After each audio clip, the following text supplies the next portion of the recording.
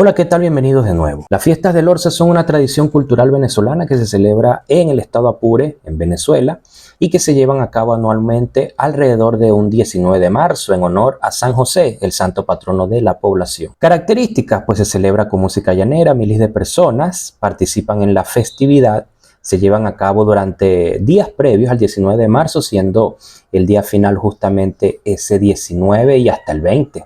Son una expresión folclórica. Cuanto a la experiencia, pues en las fiestas del Orza se puede disfrutar de la música, la gastronomía y las tradiciones de la región. Es una oportunidad para compartir momentos inolvidables en el corazón del Apure. El día de la Elorzanidad es el mismo 19 de marzo, en homenaje al coronel José Andrés Elorza, quien participó en la guerra independentista. Sin lugar a dudas, las ferias del Orza se han transformado en una tradición que va más allá del pueblo apureño, ha sido acogida por todo el país y se han convertido incluso en un fenómeno nacional e internacional. Pero hay un ícono, sobre todo en los últimos años, que se ha hecho lo más representativo de las ferias del Orza, un cantante que hace poco cumplió 60 años y que sin lugar a dudas es una de las principales atracciones en el Orza cada 19 de marzo de cada uno de los últimos años. Y se trata de Jorge Guerrero, hijo del llano apureño, nativo de la humilde tierra elorzana, pueblo enmarcado en la ribera y margen derecho del caudaloso río Arauca.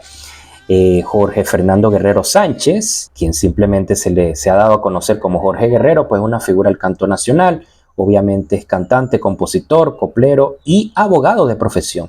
Conocido como el guerrero del folclore, nació el 14 de febrero de 1965 en el caserío Leche de Miel, municipio Rómulo Gallegos, ubicado a 56 kilómetros de El Orza, en Apure. Sus padres fueron Carmen Castorila Sánchez y Eduardo Guerrero. Su infancia y primeras lecciones de vida transcurrieron en el campo y el contacto con la naturaleza le permitió que fuera germinando esa semilla que despertó en él el gusto por componer y hacer canciones. Tras el fallecimiento de su madre, su crianza estuvo a cargo de su tía Vilma Guerrero, hermana de su padre. De muchacho trabajó en el hato Caribe Rojo, donde aprendió todas las labores propias del llano, por lo que estamos ante la presencia de un llanero completo de soga y de a caballo. Es en ese hato donde comienza a dar sus primeros pasos en la música. En momentos de descanso escuchaba entonces en un radiecito de 3 bandas la voz del Sinaruco, los venezolanos, primero con Gerardo Brito, entre otros, allí escuchando a cantantes del momento como Jesús Quintero, José Jiménez, El Pollo de Orichuna, Jesús Moreno, Francisco Montoya y muchos más que estaban pegados en ese momento, pues estos fueron los cantantes de la época y referencias importantes para afianzar su gusto por el canto. Cuando terminaba la faena del día, después de la cena, con un 4 se reunía en el palenque del hato con el resto de los obreros y entre penumbras y rojizos atardeceres se ponía a cantar e improvisar versos. Aunque posee estudio universitario, su formación original, musical e intelectual es totalmente autodidacta, ya que su mejor universidad ha sido la escuela de la vida, como él mismo ha relatado. Guerrero en su juventud no soñaba con ser cantante, ni por su mente pasaba esa idea. Lo hacía como una especie de hobby o entretenimiento. Comienza a ponerle empeño al canto y a la composición cuando decide cumplir con el servicio militar obligatorio, contingente abril 1986. Esto en el batallón Caracas de Fuerte Tiuna, donde se presentó de manera voluntaria en época de la famosa recluta, tras sufrir una decepción amorosa. En abril de ese 1986, después de la fiesta del Orza, luego de haber ganado un tercer lugar en el Festival Doña Bárbara y haber participado con un equipo de coleo llamado Los Malabares, logrando un segundo lugar, con el corazón roto decide marcharse al cuartel. Entre la nostalgia de estar lejos de su llano y el resentimiento por amores no correspondidos, afloró en él la sensibilidad de su pluma para componerle al llano, al amor, al desamor y al despecho. Así fue que transcurriendo el tiempo entre el toque de Diana y la exigente mierdera, término común y popular que se utiliza en el cuartel para definir el exceso de ejercicio físico, pues hasta que terminó de cumplir con el deber de servirle a la patria. Allí, pues una vez con su servicio militar hecho, su tía lo envía a San Cristóbal, estado Táchira, para que acompañara a un primo y hermano de crianza que se había ido para allá a estudiar Derecho y estaba viviendo solo. Al comienzo desempeñó varios oficios, trabajando como repartidor en una ruta de leche Táchira y en una panadería. En unas vacaciones que sus primos de Lorza van de visita a San Cristóbal, lo invitan a salir de parranda a un negocio llamado La Media Naranja. De madrugada, cuando ya estaban bien prendidos, sin que se dieran cuenta, sus primos lo pincharon con el animador, logrando que lo llamaran a cantar. Una vez que hace sus primeras interpretaciones, recibió la ovación del público. Aquello para él fue determinante. A la semana siguiente, el arpista del negocio, de nombre Luis Lara, lo llama para hacer un ensayo y comenzará entonces a trabajar con él de manera fija. Le sorprendió mucho por el extenso repertorio de canciones que se sabía el Guerrero, temas desde el cantante más veguero hasta el más moderno.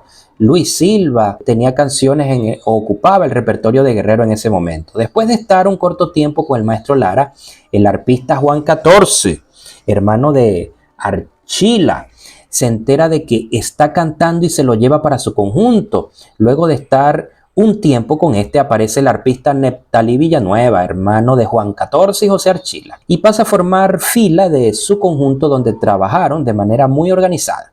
Por último apareció José Archila, con quien serenateó bastante en sus tiempos de infancia, logrando con este conformar una combinación maestra en lo musical.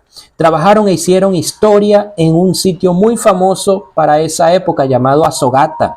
Allí le mostró algunas de sus composiciones al maestro Archila, entre ellas Viejo Laurel Sabanero, y este comienza a entusiasmarlo para grabar un disco, pero el Guerrero, debido a su poca experiencia en el tema, estaba reacio a la idea de grabar y se negó rotundamente, hasta que los dueños del negocio lo convencieron y le ayudaron con el patrocinio, logrando así grabar su primer disco en el año 1993, titulado Viejo Laurel Sabanero. Su consagración llegaría en el año 1997 con el disco El Nuevo Grito Guerrero y la canción Guayabo de Mes y Pico. Este disco en principio fue grabado de manera particular. Guerrero conversó con varias casas disqueras con la finalidad de que sacaran y distribuyeran el disco. Sin embargo, aunque estaba Sonográfica, Discorona, entre otras, fueron indiferentes, excepto una, Tony Fernández del sello Lara Records, quien se confió en la promesa joven y lo demás es historia. Se convirtió en todo un fenómeno musical, pasando a ser el número 1 como vendedor de discos, al igual que sus paisanos Francisco Montoya y Jesús Moreno. Por esta razón se considera el último de los legendarios. Para esa década de los 90,